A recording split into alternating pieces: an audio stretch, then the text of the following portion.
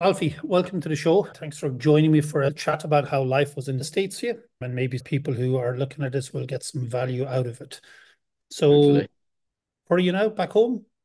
Back home in Brighton, yeah. Got back about 10 days ago now. Yeah, nice to be home, but I think that, there's a difference between being like kind of happy to be home and kind of not happy to have left. Well, at least you managed to see it through. Not like some Mm. people who are either sent home or leave after a couple of weeks and then end up on the phone to me wishing and begging they could go back out. And it's like, nope, once you leave or you get sent home, you're pretty much done. If you see through your contract, you can pretty much go back whenever you want, as often as you want, Yeah. as many times as you want. Can you share with us how you found out about it in the first place? How did you hear about getting to live and work in the States or these H2B visas? Well, it's funny because I'd been kind of traveling a little bit the year before, and I kind of realized, I've been working quite hard in England, and then kind of realized that maybe I wanted to venture out a little bit. I've always had quite an affiliation with the States, so like, you can see I've got my Dallas top on.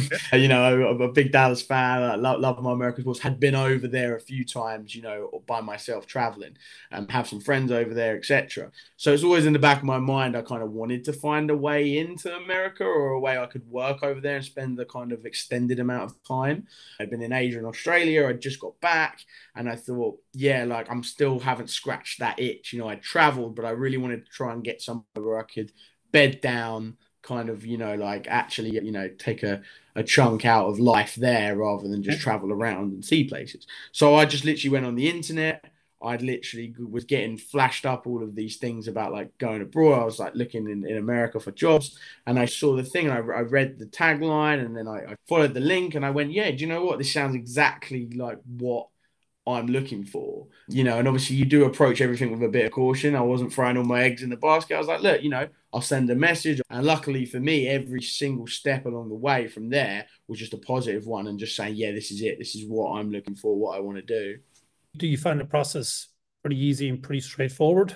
Yeah, don't get me wrong, like there's a lot going on, as I'm sure anyone who's been there knows. There's a lot you have to do. So, the process itself and what you do, as long as you're prepared and you have your stuff and you're ready to go, it's really simple. And it's quite a long process though.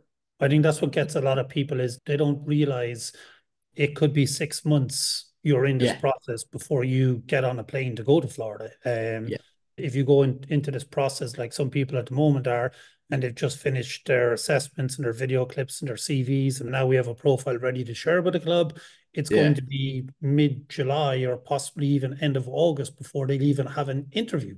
So yeah, so I think sometimes people probably are who really want it end up not going because it takes 5 to 6 months to go through it all. And by the yeah. time we've got to it, they've gone off and got distracted doing something else. There's a lot of options out there at the moment for people. Yeah, no, I 100% agree. I think, on my end actually as well, because of that kind of, I come back and I had this whole kind of lot of time and I was thinking about what I wanted to do. It was definitely a future plan. I think a lot of people, and I know that especially with the J1 kind of visa and a lot of the H2Bs that are younger, have had like a limited experience with jobs and interviews. So they see it as like, oh, I've interviewed with this company, I've got the job. When do I start? It's like, no, you've created a profile, Yeah. then they're going to send that off. So the process starts then. So you're already a month down the line before you even start the recruitment-ish process, and then you've got to do everything. So it is a long stint, and I think that's a good thing in a way because it really does make you realize that if you do want it, then you're going to have to work for it and take your time doing it properly. And how many clubs did you interview with? First one, Ballonars, just one. That was You were it. one of the lucky ones. Um, One I and done. was, yeah. I think. Well, obviously, I mean, they saw what a brilliant candidate I was. They saw No, they. potential. I was very lucky as well going there. I think I was in a very, which I'm sure we'll come on to about my experience, but being in that whole bubble was like a really kind of false reality. Working there was wonderful, it really was. And I think, everyone probably has experiences where they maybe had ups and downs or a little bit like, Yeah, mine was just nice. So awesome. what was your first sort of initial thoughts and feelings when you arrived in the States? Like obviously you flew over with the team. Yeah, I flew over with a few of the guys that were, I think, maybe Broken Sound, if I Yep. remember rightly, and they were lovely. And that was my first kind of, I was doing it on my own, which I done a lot, like I traveled a lot, which was super helpful for me. So I was kind of, neither here nor Yeah, there with that. But it was nice being able to go on this because obviously the flights were split up, so it was kind of yeah, like a long journey. Talking to people, getting excited, learning about where they were from and why they were doing this, and a little bit like what we're doing now. It was like yeah. that over again, and just being able to share that with someone was really nice. Yeah, I do think Um, it's one of the things that Workaway in particular do really well as an organization is in nobody flies alone. Everyone yeah, flies, even if it's only one other person with you, but you yeah, fly with other people. So, like you said, it's you get to the airport and you get checked in, and then the excitement is building, and it's like, let's yeah, go and sneak a little drink before we get on the plane. And then you land in the Newark or wherever it's going to be. And it's like, "Ooh, we're getting yeah. even closer." And Yeah, whereas we're here. you Yeah, get to that was like the Florida, like big there's a bit, lot wasn't of it? buzz and Like we're excitement here, about and it. then yeah. Yeah, no, it was awesome, and the guys I travelled with were lovely, and we actually stayed in touch and met up again a little later on when we were down there, and just about halfway through, I think it must have been about January time, and we just kind of met up quickly. We didn't really have because they were quite far away from me. It was a little bit more difficult to find just scheduling times, but we made a point of making sure that we went out for a couple of drinks, just like us lot, just to say like, how you getting on? Are you okay? Because not everyone's as forward as about their experience. Not everyone wants to say, hey, I'm having a bit of a tough time, I'm not really making friends, whatever. So we made a point of being like, even just, but luckily everyone was kind of having a good time, and yeah, it was lovely to see them. Yeah, but it's interesting to listen to like and again, I look back to in my 20s when I went to the States in my J1, like I went on my own and met Yeah, people over there. But it is really, again, a really good thing about the H2B programs, purely because of the amount of people who go to these clubs. There is that opportunity to be actively involved in a community that sort of support and look out for each other and help each other and pick each other up on the bad days when it's homesick or a shitty day at work or whatever it yeah, is, and sort of yeah. help people get through it all to where it ends up becoming a great experience. And one of the best bits of feedback we get every year is like people who've made friends for life. Yeah, definitely, 100%. It was a massive thing for me about kind of dividing my time between meeting people who are local and kind of from there and the Yeah, guys that work there year round, and also spending time with the people that were on HDBs and on J1s, because although you are more inclined to pull towards the people that sound like you and have the same experience as you, it's also very important to kind of involve yourself in that community and culture, yeah, because there's two completely different experiences in the same boat there. So not pulling either way was important to me, and making sure that yeah. I took that all in, which was great, and definitely made loads of friends. Cool. What would you say was some of the biggest challenges you face, say, like moving to the States, embedding into Yeah. American culture, living there, working there? Yeah. Oh, 100%. I think, again, like luckily leaning on a few of those experiences I'd had because I'd been there before, which was really helpful. But a lot of people won't have traveled as extensively as me. And even I had those struggled just purely for homesickness, time difference, etc., which is totally natural. It's Yep. important to kind of get that before you go. But culture wise, it's a funny one, America, because everyone looks like you, everyone sounds like you. So you're easy to kind of fall into that trap of, oh, I'm at home, when it really is very, very different. And the tipping culture, that's the first one straight away. This is interesting because you go out there and you go, okay, I've got some money in my bag, I can go out, and it's like everything on the surface, like, tax isn't included in prices, shopping, all little things like that. It stacks up and you don't realize, and you go out with some friends, you go, oh, I'll buy a round of drinks, and then suddenly it's like, oh, hang on a minute, I'm buying an extra drink every drink. Uh, So little things like that were a test. I think especially in Florida, the way it's set up, it's very much like there's an area or a community, and then there's a gap, and then there's an area and a community, and there's a gap. There isn't any like kind of public transport getting the bus. They do have a really good thing called the Bright Line and stuff. So you can get up and down Orlando and down to Miami and stuff, which is great. So that's really useful. But around the community, like especially in the UK, a lot of people will be used to being able to jump on the tube or a yeah, tram or a bus. There's none of that. So you really do, when you get down and you touch base, is my advice straight away is find out what's local to you. Where can I walk? Where can I get to? Where's the shops? That kind of thing is so important, because on the days where you aren't working and you haven't had that time to build up friendships or a community yet, you're going to want to be doing things. And yeah. when you sit at home on your own is when you start to struggle. So Yeah. that's so important, I think. Yeah, definitely. I like the social side of it is probably one of the biggest parts that makes it an enjoyable experience, and it sort of leads me on to the battle we have every year. When people apply who are, say, 18, 19, 20 years of age. And we're always like, you're more than welcome to apply. Like, we'll gladly take you through the process. It's highly unlikely a club is going to make you an offer because you can't actually enjoy that social side of the experience because you're not 21 and you're not going to get into any of these bars or restaurants to be able to actually hang out with the rest of your teammates. Yeah. So yeah, it's definitely like I think the social element to it is probably one of the biggest parts that makes it an enjoyable experience because you are living and working with these people for 8 months and it's pretty close quarters. 100%. And I mean, again, that brings me back to exactly what we touched on with the different types of people you're going to encounter. A lot of the guys, I was in the golf department, so I was like a rec aide and I was Yep. in golf, and that was perfect for me. And that's a completely different experience to being a chef, to being in food and bev, to being a server. It's completely different. And that's why having the friends, I made loads of friends in the food and bev department and Yep. stuff was great because you're kind of learning about their experience and your experience and the club as a whole. But also, I'm coming in with, being 27, I was one of the older kind of ones, I think, or especially in R1. And that worked for me perfectly because I could divide my time between kind of the youthfulness of wanting to go out all the time and hang out. And that was a great community. And then also having the guys that I worked with that were in their, 30s, 40s, 50s, long time golf, like real professionals, and Yep. kind of having that way of being able to separate work and home life and being able to go with them and be like, have more in-depth chats, learn about the area, the culture, the history. It might not sound like great to everyone, but to me, it was a perfect divide. And did you go down the rabbit hole of thinking, maybe a career in golf in one of these country clubs could be a good little option? 100%. I mean, you're a fool if you don't. I mean, where I worked at Ballon was like we had the golf shop, which was awesome.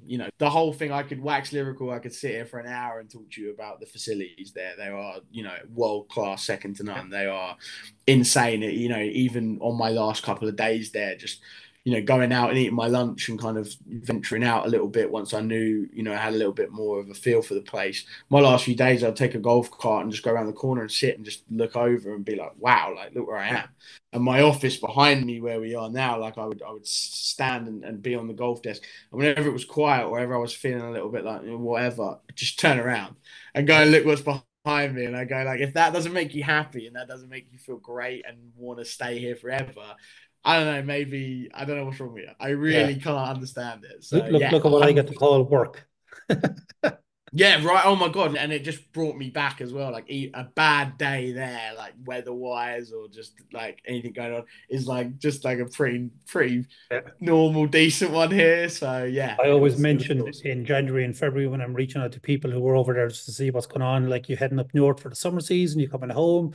Every Yeah. second person I reach out was like, going, "Oh, can I call you back next week? I'm just on my way to the Bahamas and a cruise." And I'm like, "Sure, yeah." And it's normally peeing down rain outside the window. I'm like, Yeah, that was the hard bit. I think I made a very big point of making sure I did stay in touch with my friends and family yeah, and that was great having that support system. I mean, the time difference was kind of a little bit difficult at times, but we made it work.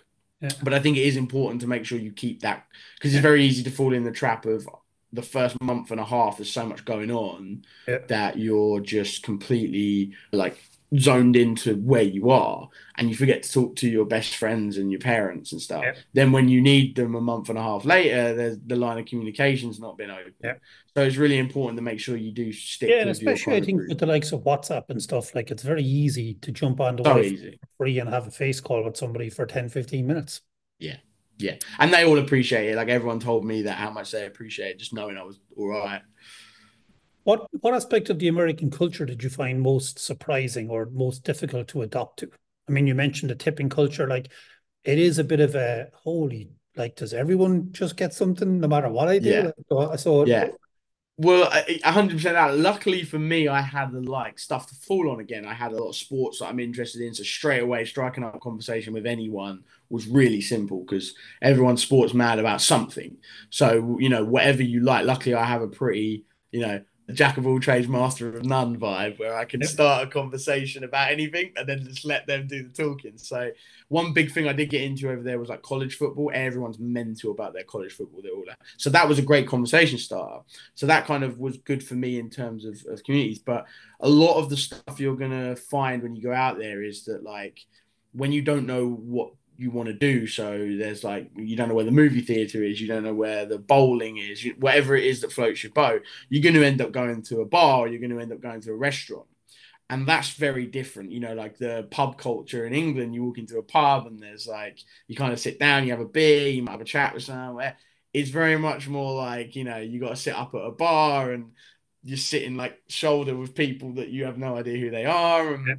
you know, there's the interesting aspect of like some places you'll go that like you'll see people carrying guns. That's a weird thing.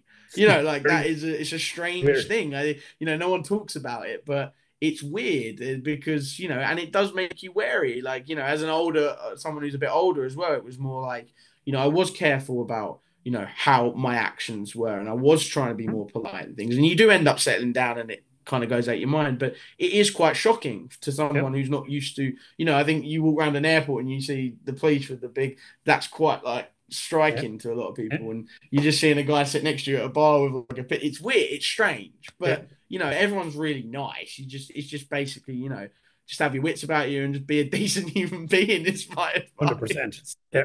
Yeah.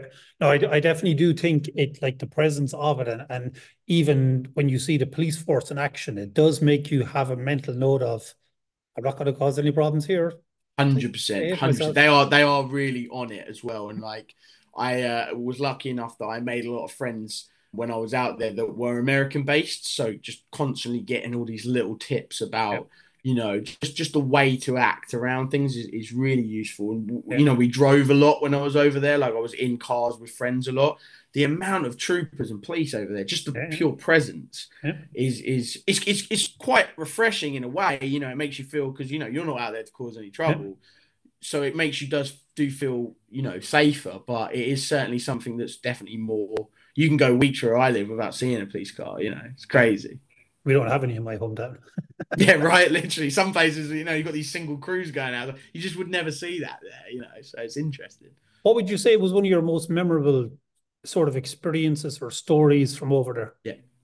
Well, I mean, at first, I think speaking to you especially, you were very, you know, credit to you. I think you hit the nail on the head and made us very, very aware that even though I think it was still important to have that kind of reality check before you go, that we're there to work and you will have good experiences and you will have fun and you will have time for that. But when you get there, it's not a holiday, you know, earn the right to take time off, earn the right to have fun. And that was a big thing in my mind. So my first kind of month or so there, which I think helped me adapt a lot, was I just head down, get on with my colleagues, get to know everyone, do my work, offer to do overtime, you know, and then you get that back. And the people I worked with were just so friendly and so nice that you kind of went in December, January, February and said, you know, I really need this day off. Is this feasible? Or can I, you know, give them? And they were super, super Yeah. helpful.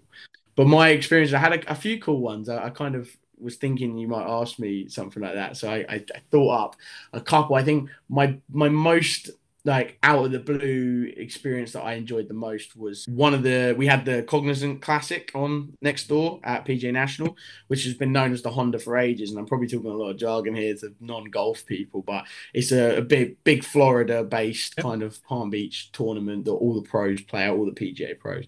And my kind of head of golf, Jeff, a lovely guy, he was like, "Would you like to go? Like, we have tickets given to us. Like, you know, we want you to have a good experience." I was like, "100%, I'm golf mad. That's why I'm in this. Like, you know, this is great." So he gave me a ticket. I went over the next day. I had the day off.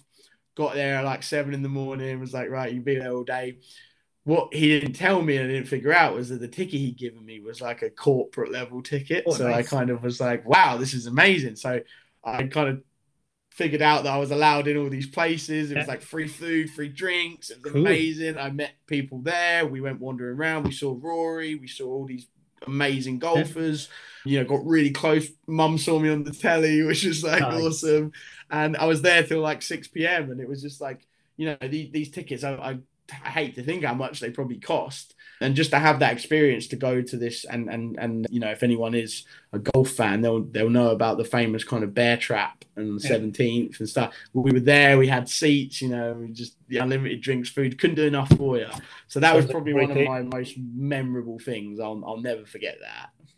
Yeah, it's funny. It's one of the things I always try and sort of get across to people as well is like it very much is a community of if you show up for us and take care of us and help us, then we're going to show up for you, take care of you, and help you. And I always try and get it across to the people who are looking at it for the first time. Like, yes, there will be periods of time where you will work 60 hours a week, but then there will be periods of time where you will get 4 or 5 days off to go and explore and travel because you've helped them out. They're going to help you out in return. Massively, and I felt like in the golf department as well, we did feel like our own, not that it was ever felt separated. We were all a massive team pulling in the Yep. same direction, especially for the big events. All the food and bev guys were awesome, and we all communicated really well, and it was a lovely, a lovely thing. And I think some people listening to this might just think I'm sitting here saying, "Oh yeah, it's all great." We people fell out, people had disagreements, that happens. But the great thing was, I felt like the golf team, especially, was like a family, and we were all pulling in the right direction. And as long as you were attempting to stick to the correct morals and principles, and you treated the members with the respect and the kind of level, there's a level to it. As long as you don't, keep your level of Yep. working, even if you're having a bad day, everyone just had your back. And like, if someone was rude to you or something was wrong or something, they were on it. Take out your hands. I'm gonna have a word. Let Yep. me deal with this. Not even like, let's find out what's happened. It's like, right, you're telling me something happened. I'll deal with it. Not Yep. not like, let's get you in a room and talk about it. It was, no, I'll speak to the member. And that felt so great because it felt like people actually listened to me and cared about kind of what, treated me as a valued member of the team and not someone from abroad. And that was something I was wary of being like, you come in and you're this seasonal worker that might only be here 6 months. Are you going to be kind of treated as someone on the outside? They welcome me with open arms, and I can't, thank enough the people I worked with. They were awesome. Cool. How did the working conditions in a job differ from what you expected before you went over? Yeah, I mean, I kind of touched on it there as well. Like, being in a team, I think it's definitely the most team I felt in a team that I've ever had. And I've done a few jobs. If people could have a look at my CV, they'd see, like, does he really like doing lots of things, or does he just gets fired a lot? I don't know. But like, it was probably, one of the lowest paying jobs I've had, but the happiest and the most fun I've had, which is, a lot to be said for that. The working conditions were absolutely phenomenal. Like, where we worked was everything was state of the art. Everything was wonderful. Especially, I don't know what it's like for other clubs, but for me at Ballon, we had like a massive kind of staff room where we all interacted. Up to date things with punching in and out. It was super accurate. And the food, they're laying off, it's a meal a day you're getting, or two if you're lucky. The food there is what they're eating at the club. You got this, you full meals and buffets, and I've never been looked after like that. It felt really nice, and it felt like you were actually a valued, like you say, valued member. And these members are, high level individuals that have had long careers and made lots of money. They're paying for a really high level service, and I feel like it wasn't just give us everything and we give nothing back. It was very much like, we expect this from you, so you should expect this from us, which was great. So it sounded like really good culture in Balliniles. 100%. I can't speak highly enough for it. If I was, an ambassador for them, if I could be an ambassador for them and just say to everyone, if you ever got a chance to work there, I would take it with to jump on it, take it with both hands, because not just the facilities, the people, and the culture of the place, it's just pushing in the right direction for whoever you are and whatever direction that means to you. I don't know. It could be a different way, but it's the right one. And that for me is the highest I could speak of. That is something that, you don't get everywhere. It was a special place to work. And I know we touched on it earlier on when I was jokingly asking you, do you think is it potentially a career avenue you might pursue? How would you think has the overall experience impacted your, say, professional and personal growth? Yeah, so personally, of course, it just adds another string to my bow of like dealing with situations that you don't find yourself in normally.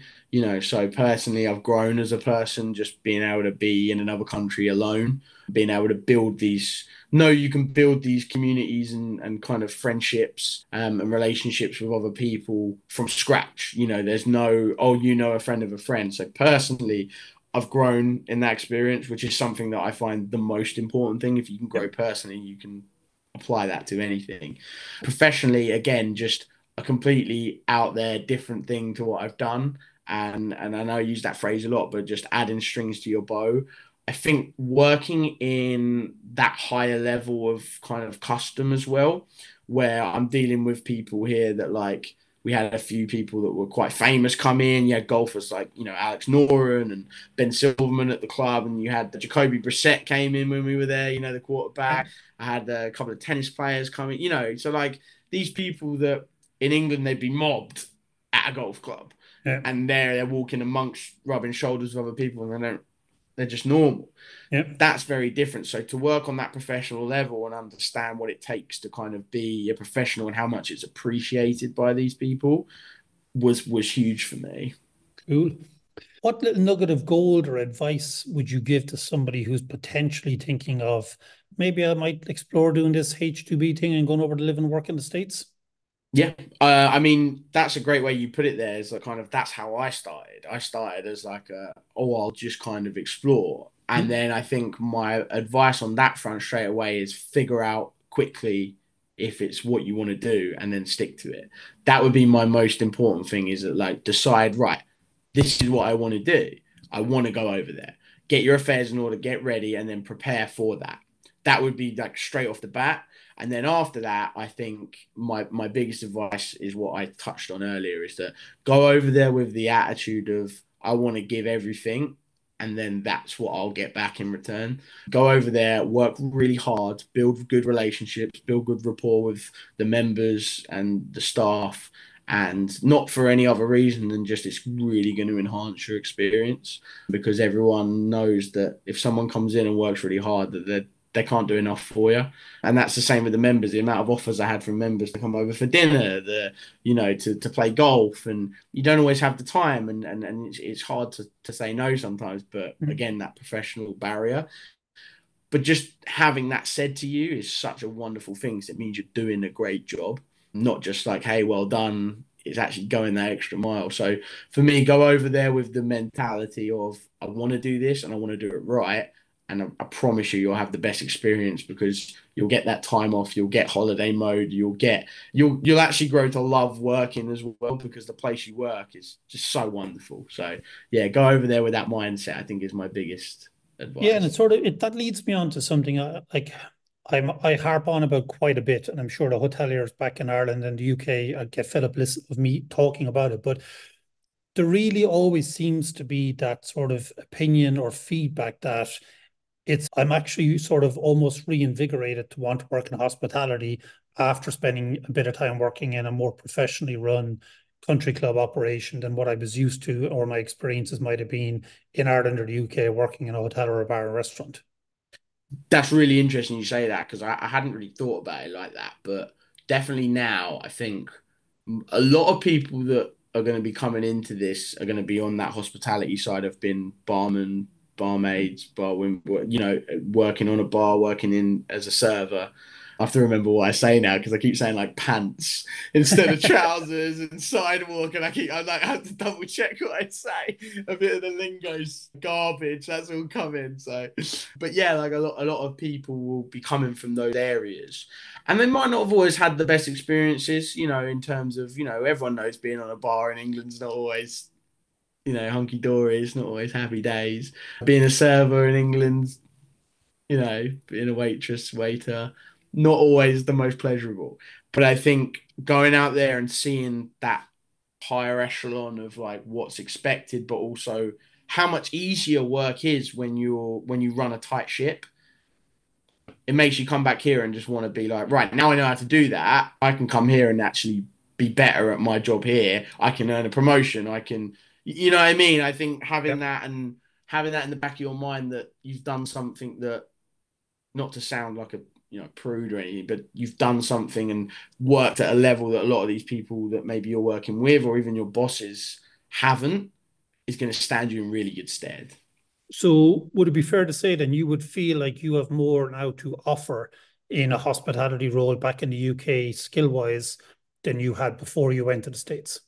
Yeah, I mean, I've always said about kind of like customer service, hospitality, it's all about being like kind of empathetic, being on your toes, being able to change your and adapt your service to each person. And most people you're going to be dealing with are similar types of people from a similar class or a similar background or a local, and then you'll have these different people that will come in that require a different type of service.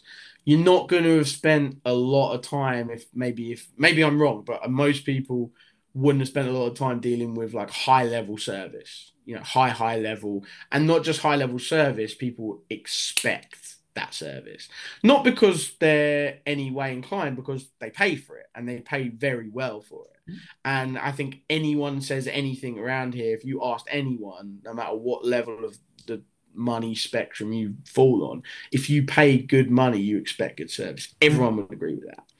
So there's not going to be many times you've had to deliver that level of service. So doing it on a constant basis, it's just going to stand you, like I say, in really good stead and understand like how to up your level, even for someone that's not expecting that service. To Yeah. come in at a ground level and go, I know how to make this person's experience that much better. You can't really teach that. You have to experience it. So plans for the future?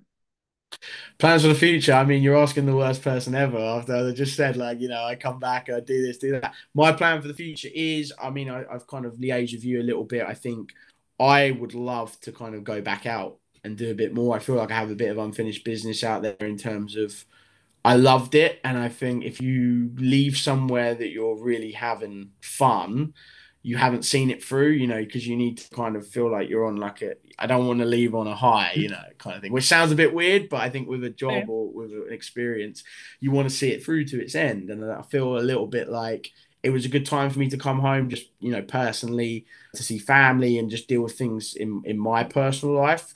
If I could have maybe stayed out there, I probably would have, but it just hasn't worked out that way for me. But looking to the future, I think I'd definitely love to get back out there. I've made so many friends and, really kind of built a whole new kind of life and community there, even in the short time I was there. Yeah. So, excited to see those friends and colleagues again, whether I'm working at Ballon or if I take a new experience, Mm. whatever that may be, just being down in that area is really exciting for me.